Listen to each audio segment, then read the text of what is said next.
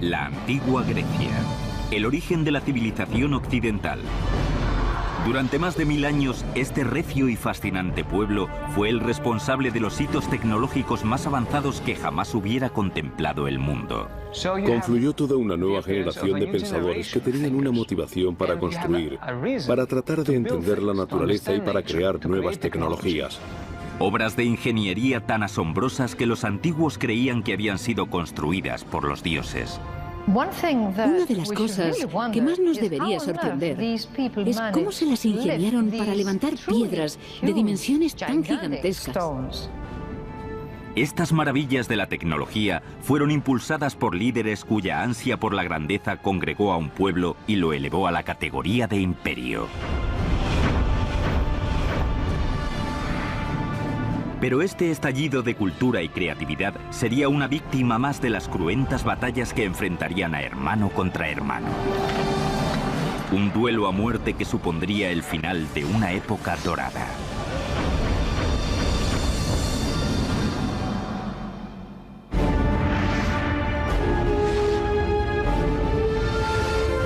La construcción de un imperio, Grecia.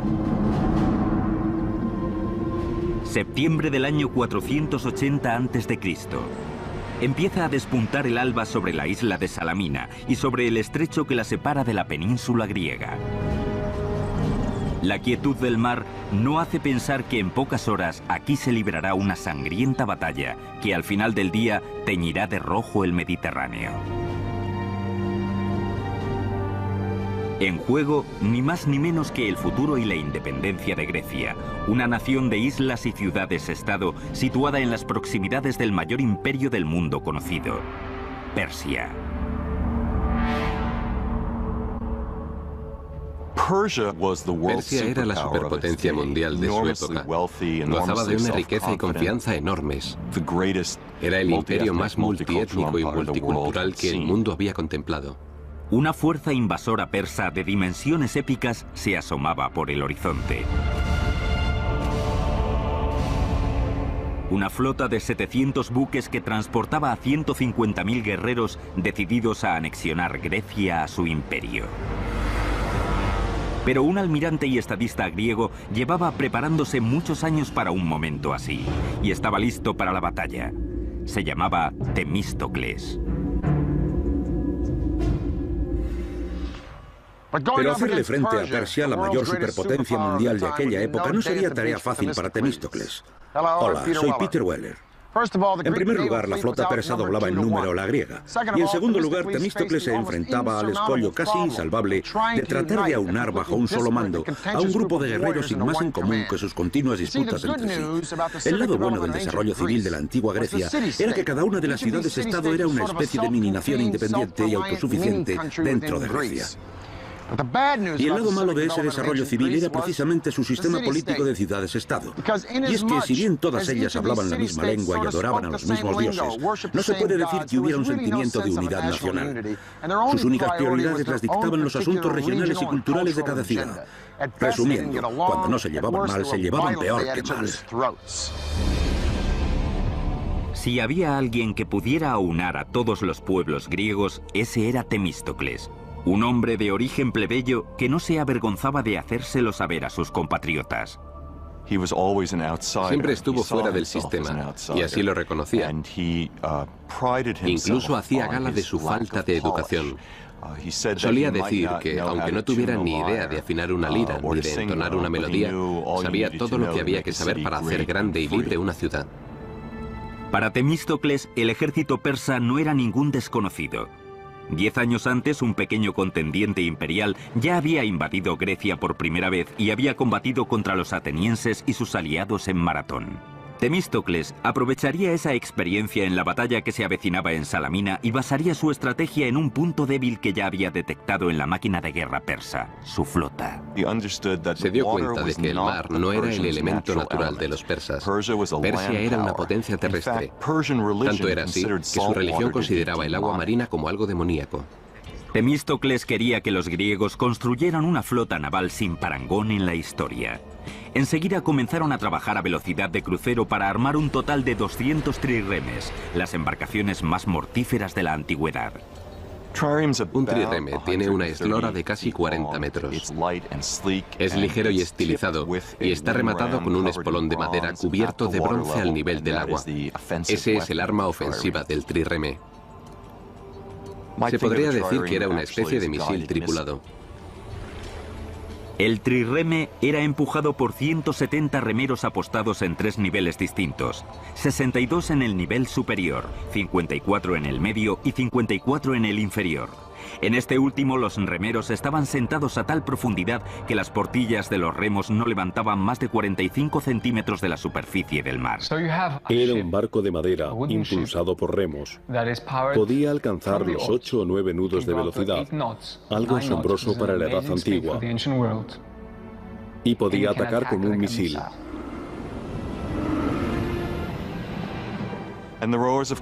Obviamente, los remeros tenían que aprender a trabajar en equipo. Tenían que remar al mismo tiempo. Algo fácil al principio, pero muy complicado de dominar. La armada de trirremes de Temístocles estuvo terminada en pocos años, justo a tiempo para su uso. En la primavera del año 480 a.C., Persia inició una invasión masiva de los territorios griegos. Temístocles era consciente de que la flota persa prácticamente doblaba en número a la griega, así que urdió un sencillo pero ingenioso plan para aunar sus tropas y equilibrar la balanza. Tenía que convertir el inconveniente de que los griegos tuvieran menos barcos que los persas en una ventaja. Así que tuvo que atraer al enemigo hasta un campo de batalla en el que no pudiera entrar con todos sus efectivos. De ese modo, él podría concentrar sus fuerzas y atacar. Y el mejor lugar para llevar a cabo esa táctica era el estrecho de Salamina. Temístocles se sirvió de un ardid para llevar a la armada persa hasta la zona del estrecho. Temístocles era un tipo muy astuto, un embaucador nato. Sabía que los persas preferían ganar las batallas mediante la diplomacia, la intimidación y el soborno de traidores. La víspera de la batalla, Temístocles envió a un sirviente de confianza al campamento persa, al otro lado del estrecho. El sirviente fingió ser un traidor y le reveló al rey persa que entre las tropas griegas reinaba la confusión y que si partían con sus naves por la noche, a la mañana siguiente lograrían sorprenderles. Los persas mordieron el anzuelo.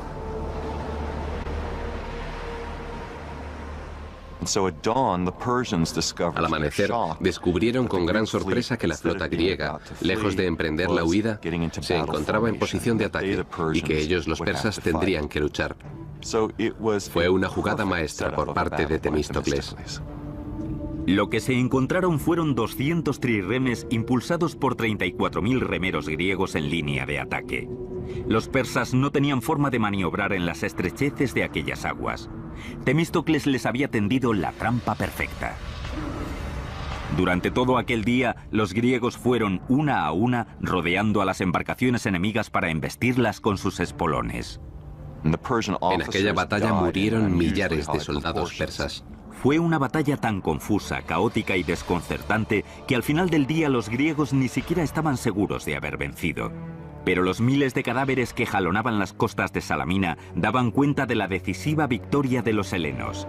Algunas fuentes históricas llegan a contabilizar hasta en 200 los barcos hundidos por 40 en el bando griego. Los persas que no se ahogaron fueron masacrados por los soldados griegos que les esperaban en la orilla. Si los griegos no se hubieran impuesto en la batalla de Salamina, es posible que el mundo occidental actual no hubiera heredado los valores de la civilización griega.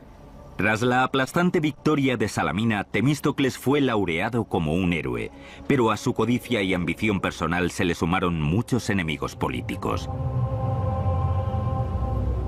Era solo cuestión de tiempo que los ánimos de la asamblea se caldearan lo suficiente.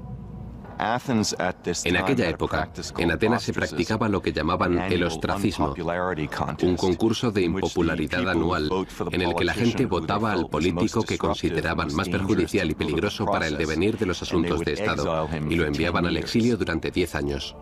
En el 471 a.C., Temístocles fue condenado al ostracismo e, ironías del destino, se vio obligado a acudir al enemigo que tanto había luchado por derrotar. Nunca más volvería a ver Atenas. Lo sorprendente es que le obligaron a huir a Persia, donde encontró refugio y terminó sus días hablando persa, trabajando como administrador del rey y ayudándole a gobernar la zona occidental de Asia Menor. Temístocles había interpretado su papel en una épica historia de hazañas y poder que volvía la mirada al pasado en busca de inspiración. Los mitos legendarios de los dioses y los héroes griegos, relatados en poemas como la Ilíada o la Odisea. Aquellas historias pueden pertenecer a la ficción, pero los logros de la ingeniería que nos legaron nuestros antepasados griegos son reales y aún están en pie.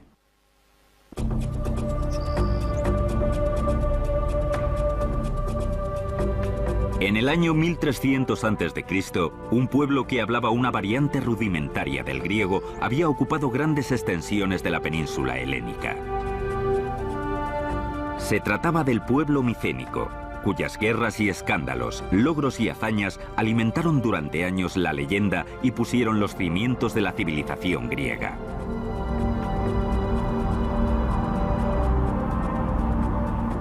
Su capital, Micenas, estaba rodeada de una inmensa ciudadela en cuya construcción se emplearon 150 años. Según la leyenda, era de esta ciudad de donde partieron los micénicos, liderados por un rey llamado Agamenón, cuyas épicas cruzadas quedaron reflejadas en el siglo VIII a.C. de la mano del poeta Homero en dos de los relatos más famosos de la historia, la Ilíada y la Odisea. La Ilíada era algo así como la Biblia para los antiguos griegos. Estaba llena de moralejas que te decían cómo conducir tu vida. Describía a los dioses y la religión, pero también el carácter humano, y proponía ideas sobre las que reflexionar. Los relatos de la Ilíada y la Odisea forman parte del imaginario occidental. El rapto de Helena por París, el asedio de Agamenón a Troya durante 10 años y el gigantesco caballo de madera que los griegos usaron para entrar en Troya y destruir la ciudad. A pesar de lo heroico de las hazañas de Agamenón durante la guerra troyana, su recibimiento en Micenas no fue precisamente el que se le brinda a un héroe. Fue asesinado por su propia esposa.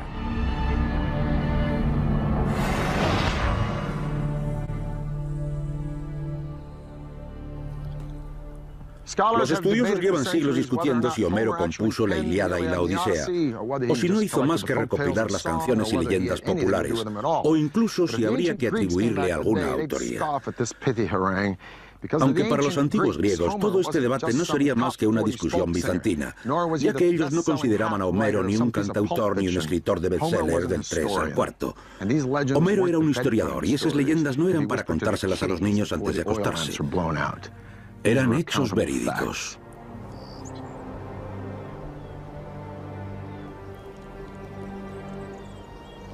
Esto es lo que queda de Micenas, la capital de la que habla Homero y sobre la que muchos queremos creer que un día reinó Agamenón.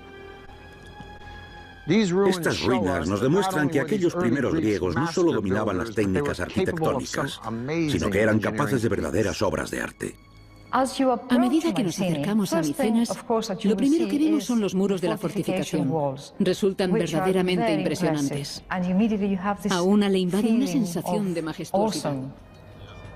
Los muros de la ciudadela de Micenas están reforzados con bloques de piedra de unas 10 toneladas de peso cada uno. Fueron diseñados con tal precisión que cada bloque encaja perfectamente en su lugar junto a los demás.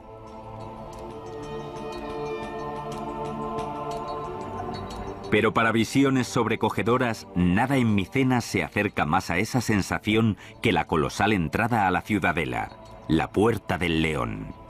Esta es la Puerta del León, la entrada principal a la ciudadela de Micenas. Una de las estructuras más imponentes de la Edad Antigua, un impresionante ejemplo simbólico y un impresionante ejemplo constructivo.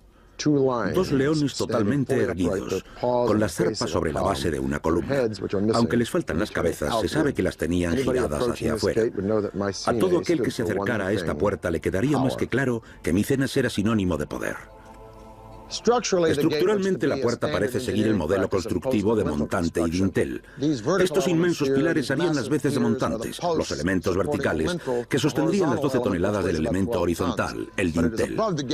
Pero es encima de la puerta donde vemos los leones, donde los arquitectos fueron un poco más allá. Si miramos al triángulo de piedras hendidas junto a los leones, se aprecia el desarrollo de un elemento denominado falso arco.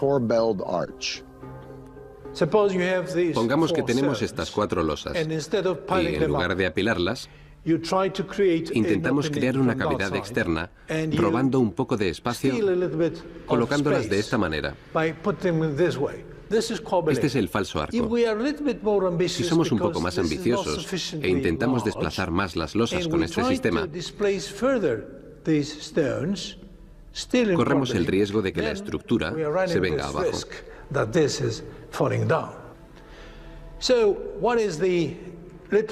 ¿Cuál es el truco para ganar más espacio y evitar la inestabilidad? Muy sencillo. Colocar contrapesos detrás de las losas escalonadas.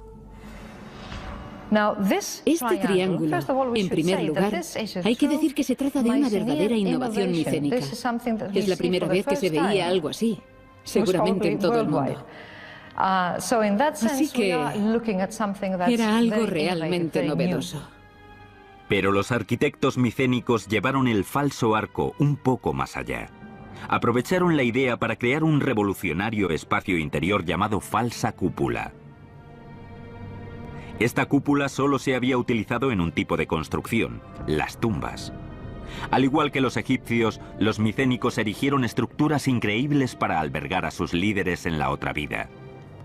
A estas tumbas se las denominaba zolos. Su construcción se apartaba de todo lo que los arquitectos micénicos habían hecho hasta entonces. La estructura circular no formaba parte de las concepciones arquitectónicas de los micénicos. Ellos trabajaban con líneas y ángulos rectos. Así que el círculo era exclusivo de este tipo de estructura. Lo que nos lleva a pensar que quizá era visto como un símbolo de la muerte. La construcción de los zolos era toda una hazaña. El primer paso consistía en horadar una ladera. Primero se cavaba una trinchera que formaría el dromos, que en griego significa carretera o camino. En este caso, es un sendero hacia la tumba, flanqueado por estas losas almendradas dispuestas a lo largo y a lo ancho. Hace 3.200 años, en el 1200 a.C., cualquier visitante que avanzara por este dromos contemplaría la impresionante e imponente estructura de esta puerta de acceso. La puerta estaba enmarcada por 2 gigantescas columnas esculpidas en mármol verde macizo, con diseños ascendentes en zigzag y en espiral. Cada una de estas enormes piedras tiene más de 75 centímetros de altura. Hay 33 hileras de piedras dispuestas en una estructura cónica, y cada hilera tenía que sobresalir un poco para conseguir este efecto de falsa cúpula. Luego se igualaba la superficie para suavizar la forma. Para poder estabilizar la estructura, se necesita una presión constante de fuera hacia adentro, como la que ejerce la tira metálica sobre los tablones que dan forma a los barriles. Esta presión venía de la tierra. A medida que construían, acumulaban tierra alrededor, de tal manera que cuando habían terminado la estructura de colmena del interior, al mismo tiempo habían formado todo un montículo de tierra alrededor. Cerca del año 1100 a.C., esta primera civilización griega se desintegró y desapareció súbita y misteriosamente. Hay muchas teorías sobre lo que ocurrió. A mi parecer, la principal habla de las tribus bárbaras que vinieron de las estepas y atacaron a las civilizaciones de Egipto y de Mesopotamia, y que acabaron con sus rutas comerciales. Ese sería su fin. Con la caída de Micenas, Grecia entró en una etapa oscura. Durante 4 siglos su cultura se sumió en un profundo sueño. Hasta el siglo VIII a.C., cuando las ciudades-estado empezaron a desarrollarse y florecer. Cada una de ellas forjaría su propia identidad y competiría con las demás por hacerse con el dominio económico, militar y tecnológico. Una isla en concreto, Samos, sería conocida por una de las proezas que más asombraría a los antiguos: mover las montañas para llevar el agua hasta los pueblos.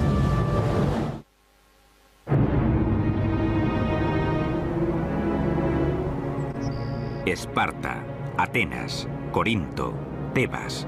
Son solo algunas de las más de 100 ciudades-estado que surgieron por toda Grecia 400 años después de la desaparición de la civilización micénica. Antes del advenimiento de la democracia, los destinos de muchas de estas ciudades estaban regidos por un único mandatario, denominado tirano. Alrededor del 540 a.C., un tirano llamado Polícrates se hizo con el poder en la isla de Samos, en la región oriental del mar Egeo. Era toda una figura de la política internacional. Forjó alianzas tácticas no solo con los persas, sino también, por ejemplo, con los egipcios. Era un personaje ambicioso. Polícrates llegó a la conclusión de que si quería hacer de Samos una potencia, tendría que hacerlo por mar.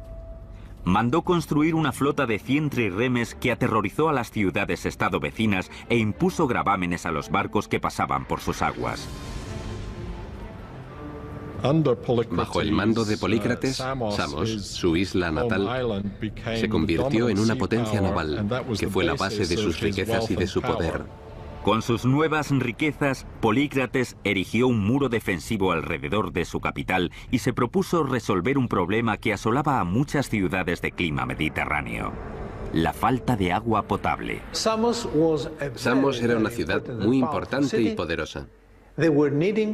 Necesitaban mucha agua y no es que les sobrara. Había un manantial muy caudaloso, pero estaba separado de la ciudad por el monte Castro, de 275 metros de altitud. Polícrates y sus ingenieros tenían que arreglárselas para conectar la ciudad con el manantial. Construir un acueducto alrededor de la montaña no era viable. Se podía construir un sistema de suministro de agua alrededor de la montaña, pero lo primero que haría un enemigo durante un asedio a la ciudad sería cortar ese suministro. Y todas las fortificaciones que hubieras construido no te servirían de nada porque te estarías muriendo de sed. La solución hacía preciso recurrir a métodos poco convencionales. Uno de los ingenieros de Polícrates, Eupalinos, dio con una solución que pasaba por mover literalmente la montaña: un túnel que atravesara el monte Castro. Un proyecto descomunal y muy largo. Esas excavaciones llevarían muchísimo tiempo. Así que se tomó la decisión de empezar a perforar desde ambos lados. Se trataba de un problema técnico y matemático. Al igual que los ingenieros del moderno Eurotúnel bajo el Canal de la Mancha, Eupalinos excavó 2 túneles desde ambos lados de la montaña que se encontrarían en el medio. Para que funcionara, Eupalinos tendría que asegurarse de que los 2 túneles se comenzaran a la misma altura vertical. Pero los túneles también debían encajar en el plano horizontal. De lo contrario, se cruzarían como 2 barcos en mitad de la noche. Sin los sofisticados equipos topográficos actuales, una tarea como esta era todo un reto. Una teoría suponía bordear la montaña a través de un sendero trazado en tramos perpendiculares que uniera el manantial con la ciudad. Eupalinos podría medir cada tramo para calcular 2 lados de un triángulo rectángulo. Sabiendo 2 de los lados, la hipotenusa del triángulo sería la línea que seguiría el túnel para atravesar la montaña. Lo que hace aún más increíble este proyecto es que no se trataba de un túnel, sino de 2. El principal, excavado a una altura y longitud de 1,80 m por 1,80 m, no era más que un espacio de trabajo para cavar un segundo túnel adyacente por debajo del primero, que se utilizaría como acueducto. Mientras que el túnel en el que se trabajaba estaba en un plano horizontal, el acueducto tenía que estar ligeramente inclinado para permitir que el agua fluyera sin problema hacia la ciudad. Los excavadores se jugaron la vida en las oscuras y peligrosas entrañas del Monte Castro. Una vez dentro de la montaña, las dificultades debieron de ser tremendas. Las rocas se podían mover de manera impredecible, o el agua podría desbordarse y podría cundir el pánico. Era un peligro constante. Además, estaba oscuro y tenían que iluminarlo. Tenían que saber dónde estaban a cada momento para no desviarse. Tras unos ligeros ajustes, los dos equipos se encontraron en el medio, casi exactamente donde Eupalinos había planeado en un principio. Los pisos de los dos túneles estaban a tan solo 60 centímetros de diferencia, una discrepancia de menos de un octavo de un 1% del kilómetro de longitud del túnel. Esta asombrosa proeza de la ingeniería pudo haber sido la culminación del reino de Polícrates, pero sus dotes políticas no estuvieron a la altura. El gobernador persa de la costa de Asia Menor no vio con buenos ojos el grado de autonomía del que gozaba Polícrates para el desarrollo del dominio persa. Así que ordenó que lo arrestaran, lo torturaran salvajemente y lo crucificaran. Polícrates fue uno de los muchos tiranos que gobernaron las ciudades-estado en la antigua Grecia entre el 800 y el 500 a.C. El poder de unos pocos sobre la mayoría era la única forma de gobierno que los seres humanos habían conocido hasta entonces. Pero eso estaba a punto de cambiar. La ciudad-estado de Atenas iba a modificar el curso de la historia del mundo. El líder visionario que lo iba a hacer posible se llamaba Pericles. Su legado quedaría como un monumento imperecedero en la Acrópolis ateniense que se alzaría sobre las nubes. Un increíble ejemplo de precisión arquitectónica, el Partenón. En el 480 a.C., al derrotar a los persas en la batalla de Salamina, Temístocles no solo salvó a Atenas, sino también su recién estrenada democracia. Hacía tan solo 25 años que Atenas había abandonado los regímenes dictatoriales. Era una ciudad de abundancia, tanto en lo militar como en lo económico, lo tecnológico y lo ideológico. Estaba lista para alcanzar su edad de oro, y sería un demócrata e intelectual cultivado el que la llevaría hasta allí. Se llamaba Pericles. Pero Pericles también reforzaría el dominio ateniense sirviéndose de amenazas, sobornos e incluso de la fuerza bruta. Pericles procedía de una de las antiguas familias aristócratas de Atenas. No era raro que en este tipo de entorno social se hiciera carrera política y militar. Su ascenso al poder comenzó cuando en su juventud fue nombrado estrategos, uno de los 10 hombres encargados de dirigir el ejército y establecer las directrices de los asuntos exteriores. Sus dotes políticas y su gran oratoria le convirtieron en poco tiempo en uno de los estadistas más influyentes y poderosos de Atenas. Pericles era el típico animal político, como se suele decir. Era un político nato. Era capaz de convencer con sus palabras y estaba plenamente dedicado a su trabajo. Pericles se hizo con el gobierno de la ciudad en el 461 a.C. Gracias a la flota de trirremes que había construido Temístocles, la armada ateniense no tenía rival en el Mediterráneo oriental. Pese a la derrota del imperio persa en la batalla de Salamina, la amenaza de otra invasión seguía cerniéndose sobre los griegos.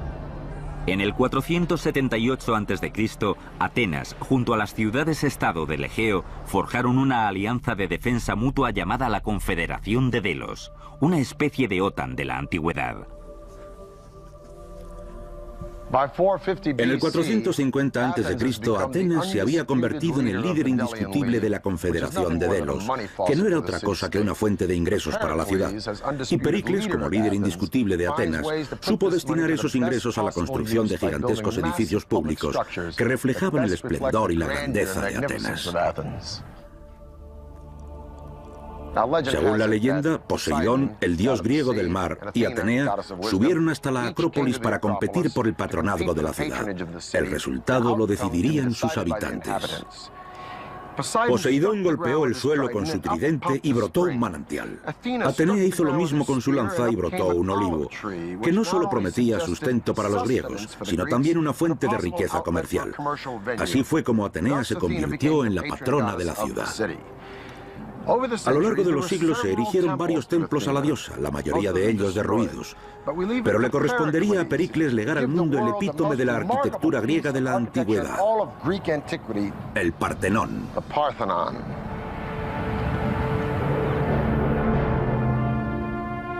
Pericles decidió reconstruir el Partenón en la Acrópolis, aprovechando los ruinosos cimientos de un antiguo templo dedicado a Atenea.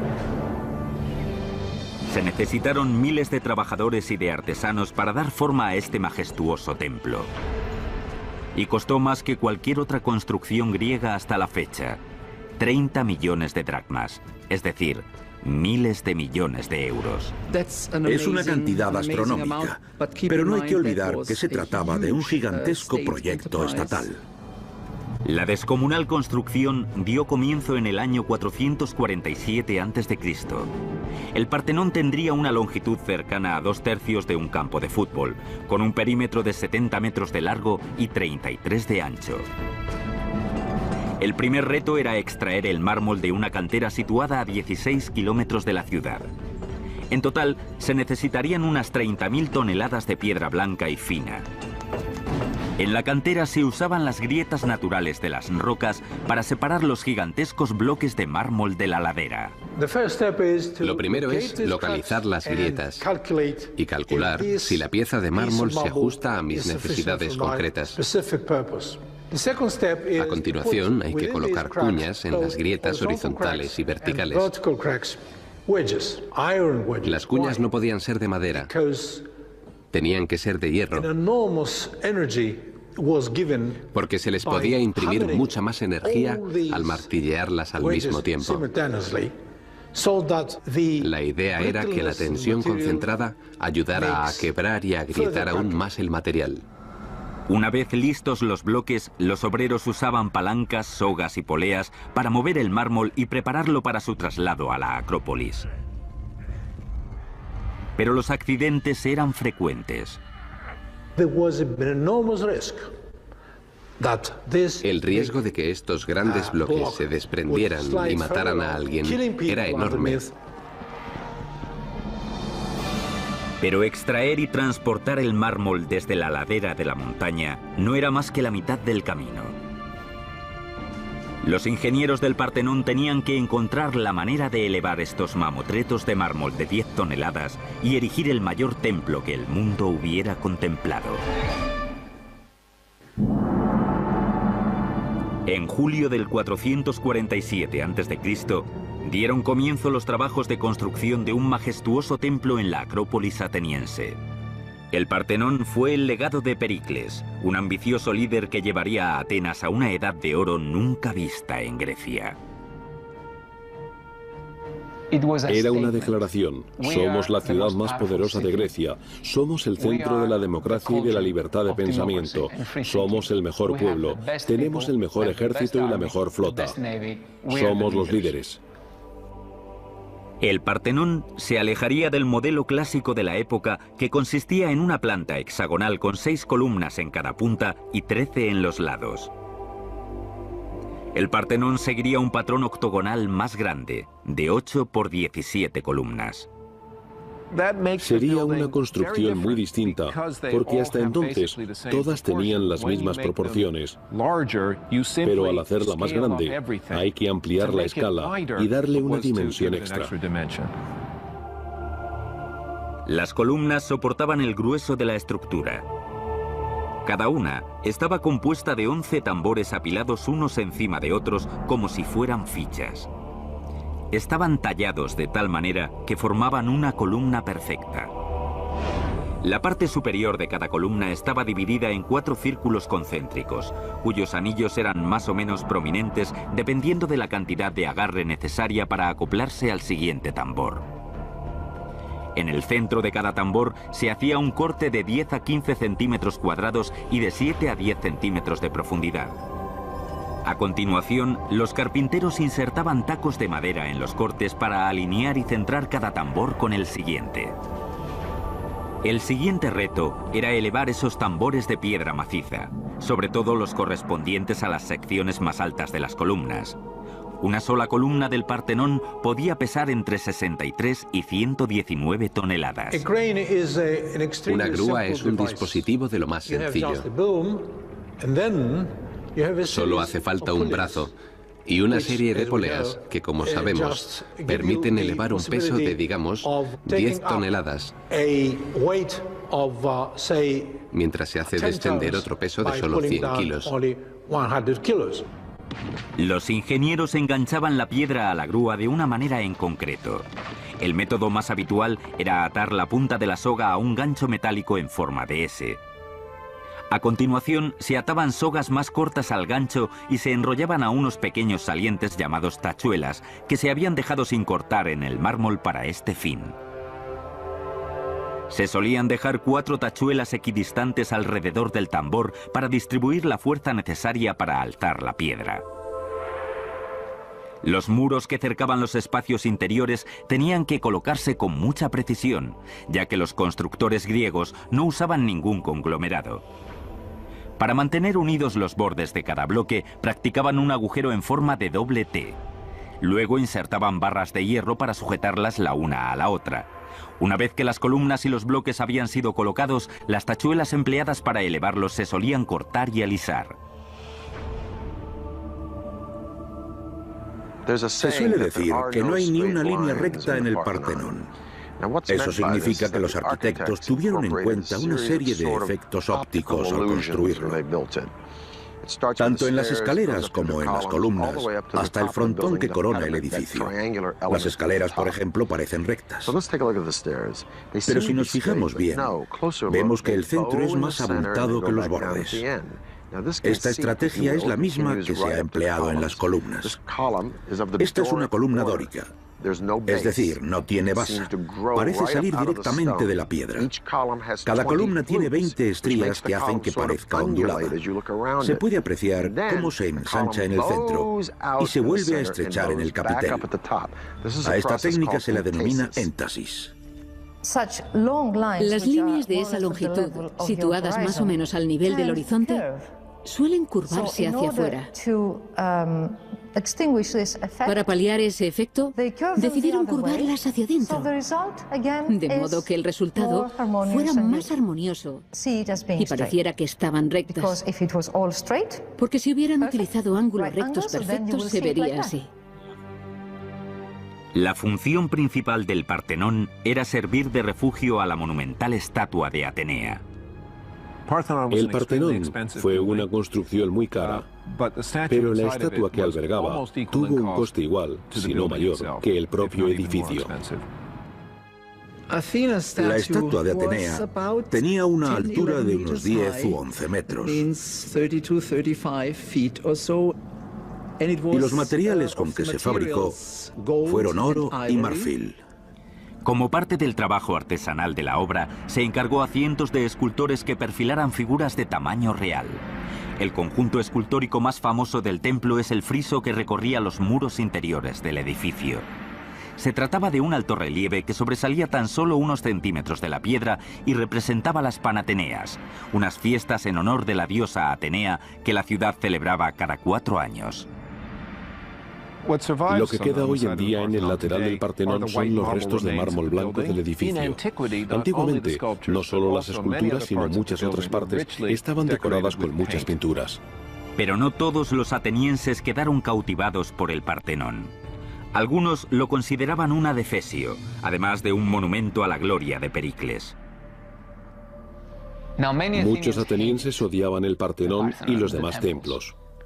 Los veían como una afrenta, como algo horrible. A Platón, por ejemplo, le horrorizaban. Eso era lo que pensaban muchos atenienses cuando miraban a sus lugares sagrados y veían esos edificios tan novedosos, que no tenían nada que ver con el pasado. Las voces de descontento no se dirigían únicamente al Partenón. A medida que Pericles seguía ampliando el dominio de Atenas, sus rivales empezaron a conspirar contra él. No tardaron en arremeter contra sus socios más próximos. La primera de la lista era una bella y cultivada mujer llamada Aspasia, un miembro de la élite social de las heteras y consorte de Pericles.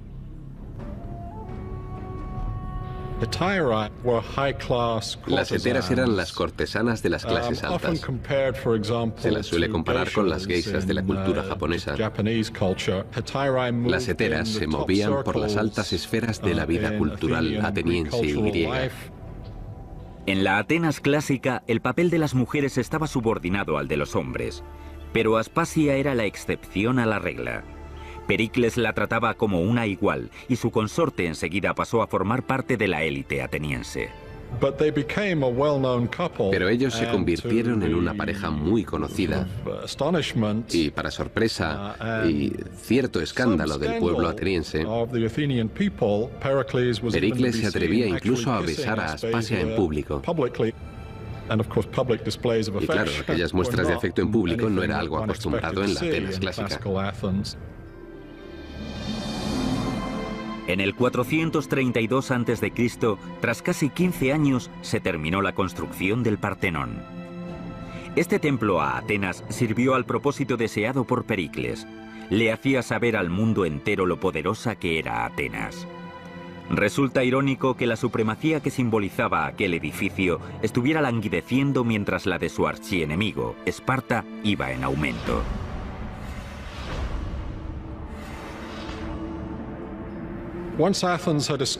Una vez que Atenas había establecido este gran sistema de alianzas, o como algunos lo llamaban, este imperio ateniense, y podría decirse que lo era, se fue despertando el recelo de los espartanos ante el poder creciente de Atenas, hasta que en la década del 430 a.C. los vieron como una amenaza real. En el 431, Esparta atacó a Atenas. Durante 2 largos años Atenas resistió el asedio de los espartanos. Pero la gloriosa ciudad de Pericles estaba a punto de ser asolada por un enemigo invisible. Tras un par de años, debido a la superpoblación de la ciudad, la enfermedad, al parecer procedente de Oriente Próximo, se cebó con los atenienses. La conocida como Plaga de Atenas diezmó la población de la ciudad. Pericles, a sus 60 años, sobrevivió a la plaga, pero quedó físicamente debilitado y fue el principal culpable de la caída en desgracia de la ciudad. En el 429, cuando la plaga y la guerra aún se cernían sobre su amada ciudad, Pericles murió.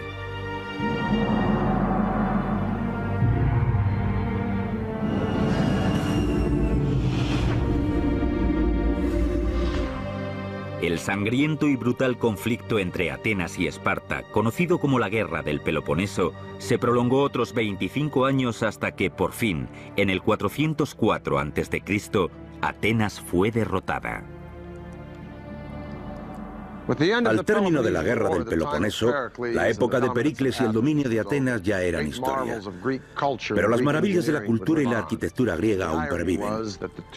Es una ironía que aquellos a través de los cuales nos ha llegado este fantástico legado clásico no fueran atenienses.